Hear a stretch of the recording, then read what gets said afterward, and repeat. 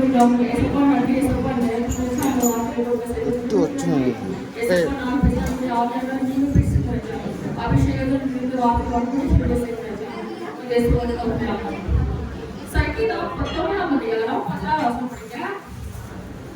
சங்கீதம் 19:14 சங்கீதம் 19:14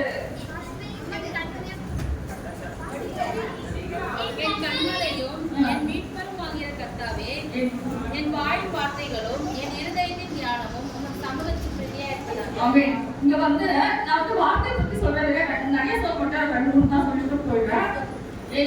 அப்போ வந்து என் கண்மலையும் மீட்பருமாகிய கர்த்தாவின் வாயின் வார்த்தைகளும் இருதயத்தின் ஞானமும் சமூகத்தில் எப்படி இருக்கணும் பிரதிநிதியா இருப்பாங்க.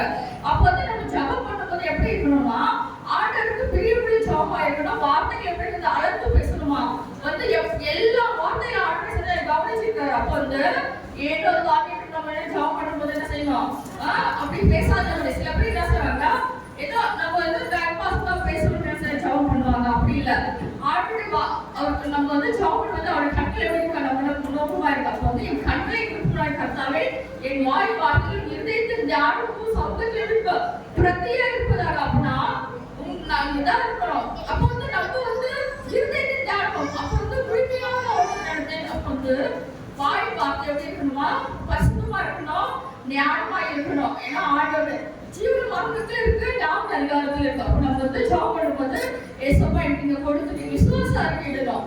ஏன்னா தடுப்பு பேசாதபடி ஏசப்பா வார்த்தை கேட்கிறாரு. அப்போ வந்து அப்படிப்பட்ட ஒரு பயபக்தியோடு நம்ம பேசும்போது ஆர்டர் கேட்கிறார். அப்போ வந்து முதலாவது ஜெபம் பண்ணுறது எப்படி இருக்கணுமா பயபக்தியோட இருக்கணும். அவர் கேட்கிறாரு அந்த இது இருக்கணும் நமக்கு. ஏன்னா தானே ஆமா ஏசப்பா எனக்கு என்ன செஞ்சாரு அதெல்லாம் அவங்களுக்கு வந்து ஆர்டர் வந்து ஒரு பொருளும் செய்யக்கூடாது. நம்ம இருதயம் எப்படி இருக்கணுமா பசுத்தமோ ஆர்டருக்குள்ள எப்படி இருக்கணும் பயபக்தியா இருக்கும்போது தான் ஆர்டர் நம்முடைய எல்லாம் வந்து ஜபத்துக்கு பதில் கொடுக்குறாரு. சில நேரம் வந்து பதில் வந்து லேட்டாக தான் வரும். ஆனால் எப்படி இருக்குன்னா வார்த்தை வந்து அபிஷேகத்தோடு இருந்து இருக்கணும். அது மேல பயபக்தியோட இருக்கணும். ஏன்னா தானே நம்ம வந்து அழிச்சமா வந்து ஜபமும் பண்ணக்கூடாது. அதுபடி 119:11 சொல்லி போயிடுறேன். 119:11 சங்கீதம் 119:11 நான் உமக்கு விரோதமாய் பாவம் செய்யாதபடிக்கு உமது வாக்கை என் இருதயத்தில் வைத்து வைத்தேன். ஆமென். அப்போ வந்து இருதயத்துல என்ன செய்யணும் வசனம் இருக்கும்போது நம்ம கண்டிப்பா பாவம் செய்யணும். பாவம் செய்யும் போது என்ன செய்யணும் இருதயத்துல வந்து பயம் இல்ல வசனம் இல்ல கண்டிப்பா பாவம். அப்போ வந்து ஆண்டவர் வசனம் இருக்கணும் இருதயம் இருக்கணும். தேவனாவே